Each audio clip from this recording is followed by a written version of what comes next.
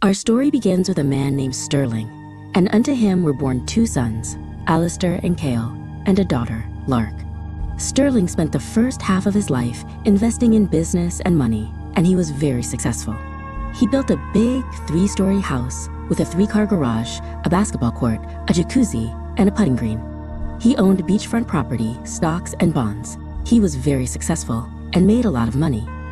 Sterling's life was a whirlwind of deals and acquisitions. He believed that success was measured by what a man could build and what he could own.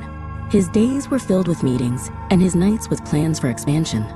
He had everything the world said was worth having, and he believed with all his heart that he was building a legacy of true wealth. But around Christmas, both of his sons, Alistair and Cale, were involved in a car accident.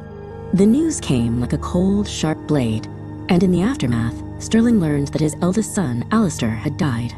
The world he had so carefully constructed came crashing down around him. The man had a dramatic change of heart. He looked at his sprawling estate and his overflowing bank accounts and felt a profound emptiness. He said, "This is not the way. Possessions do not make you rich." He began to sell off his businesses, his properties, and his stocks, giving away the wealth he had spent a lifetime accumulating. And so, Sterling started a new business and spent the second half of his life investing in helping the poor. For years, the only day he took off was Christmas. He moved millions of pounds of food, helping thousands of people. He won many awards and trophies, was featured on TV, radio, newspapers, and magazines. He was again very successful. But around Father's Day, his daughter Lark died in a car accident. Sterling was left with a deep and profound sadness. He had built his life on 2 different foundations, one of wealth and one of service, but both had ended in sorrow. He felt as though he had poured his life into 2 different houses, and both had been built on sand. He thought of the words, "Unless the Lord builds the house, they labor in vain who build it." He had built a house of gold and a house of good deeds, but both had crumbled. He felt lost and without direction, a man who had given everything but had found no lasting peace.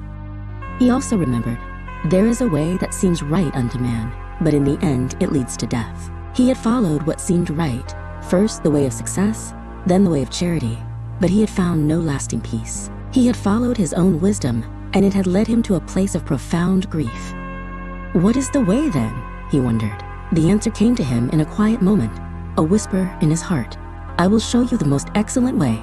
It was a way not of things or deeds, but of the heart. He picked up a small, worn book he had not looked at in years. He read, "If I speak in the tongues of men or of angels, but do not have love, I am only a resounding gong or a clanging cymbal. If I have the gift of prophecy and can fathom all mysteries and all knowledge, and if I have a faith that can move mountains but do not have love, I am nothing." He continued to read, "If I give all I possess to the poor and give over my body to hardship that I may boast, but do not have love, I gain nothing." He realized that even his second life, the life of charity, had been a way of building a name for himself, of seeking success and recognition. He had been a resounding gong, a clanging cymbal, but he had not found the most excellent way. Our story does not end here, for there was one last son, Cale. He was not very successful in the world's eyes. He did not make a lot of money, or create businesses, or own large houses or lands. He was not featured on TV, radio, newspapers, or magazines. But unto him a daughter was born, and he created something amazing that you will see in the next episode.